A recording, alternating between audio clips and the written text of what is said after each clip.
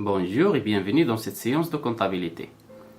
Aujourd'hui, on va voir la définition, la structure et une petite application de bilan d'une entreprise. D'abord, à quoi sert le bilan? Le bilan est un document comptable qui présente la situation financière exacte d'une entreprise à un moment précis. Selon le plan comptable général, le bilan est divisé en deux grandes parties. La première partie, c'est la partie active de l'entreprise. Elle présente tous les emplois de l'entreprise. La partie passive, c'est la deuxième partie de bilan. Elle présente toutes les ressources d'une entreprise.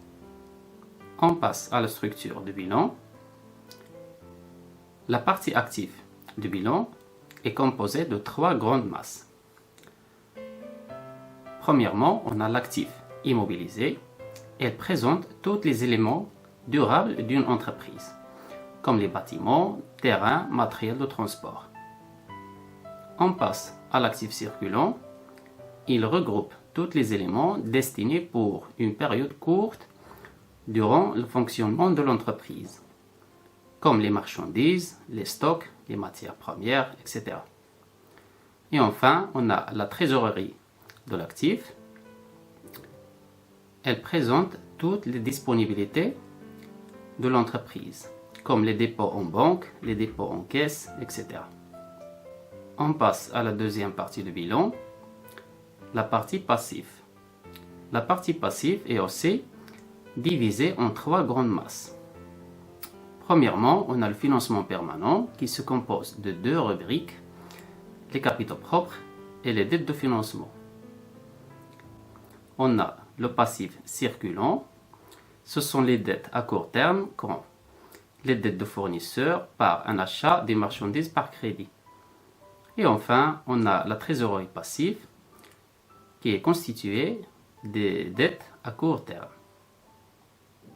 Et avant de passer à l'application, j'aime bien ajouter que le total des éléments de la partie active doit être toujours égal à le total des éléments de la partie passive de bilan.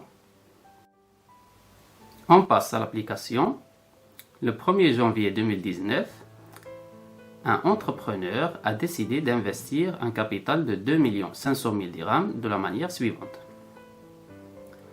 Achat d'un appartement pour 1 400 000 dirhams, achat de mobilier pour 55 000 dirhams, achat de matériel informatique pour 25 000 dirhams. 300 000 dirhams déposés à son compte bancaire et 720 000 dirhams déposés en caisse.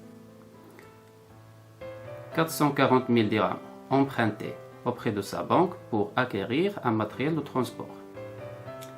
Et enfin, achat des marchandises par crédit pour une valeur de 70 000 dirhams. Travail à faire, présenter le bilan de cette entreprise. Donc, on passe à la solution. Alors, premièrement, selon les données de l'exercice, on a un capital de 2 500 000 dirhams, donc qui sera enregistré dans la partie passive de l'entreprise, dans le financement permanent. Alors, on a capital 2 500 000 dirhams.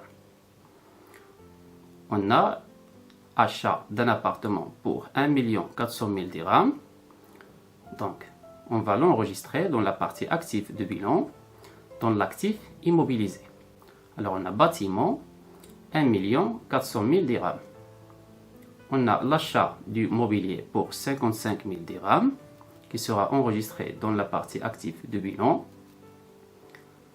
Et on a l'achat de matériel informatique pour une valeur de 25 000 dirhams, qui sera aussi enregistré dans la partie active du bilan. Donc, on passe, on a 300 000 dirhams déposés à son compte bancaire, qui sera enregistré dans la partie active du bilan, dans la rubrique de trésorerie d'actifs. On a 720 000 dirhams déposés en caisse, qui sera aussi enregistré dans la partie active, dans la rubrique de trésorerie d'actifs. Et on passe à l'emprunt. On a un emprunt de 440 000 dirhams pour acquérir un camion. Donc, on a 40 000 dirhams enregistrés dans le passif de bilan dans la rubrique de financement permanent sous le compte emprunt.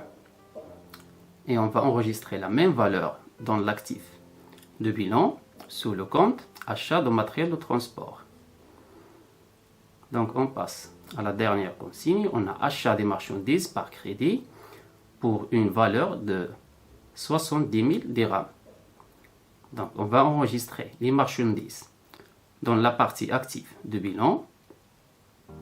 On a 70 000 et on va enregistrer les dettes fournisseurs dans la partie passive de l'entreprise.